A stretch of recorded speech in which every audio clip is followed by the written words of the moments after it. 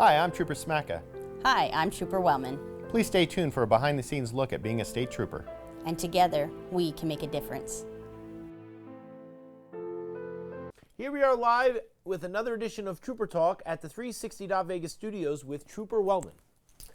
I don't drive very fast anymore because it's just not worth it. I see now, and you know what I mean, that what we're doing, and it's just not worth it. I will tell you that at the end of January this year so far, our statewide fatality numbers are at 25, which is actually down, I believe, 10 or 11% from last year. Great. It's great. So, like, I know I always tell you, one life is too many lost. And I will always agree with that. One life is too many. But to see that the numbers are decreasing so far, I mean, we got to take our wins when we get them, right? Yeah. And to see that the 10%, more lives were gone last year versus this year, that's exciting to me. Maybe it's working. Maybe people are listening and thinking twice. So we got to keep going on. I-15 northbound north of Apex. This was a bad thing, right? Correct. This was a pedestrian that was in the roadway last week. But yes, this was super unfortunate. A life was lost. As this investigation continues, hopefully we'll have more information of maybe why they were in the roadway. We don't know if it was a medical episode, meaning they were, in distress. On the freeways, on some parts of the freeways, they have the side areas that, people can ride bicycles and walk and run and do all these type of activities. But on the freeway specifically, you're not allowed to have a bicycle and you're not allowed to be walking just on the freeway, right?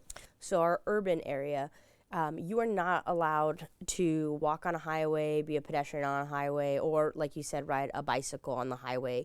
We're dealing with speeds of minimum 65 miles an hour.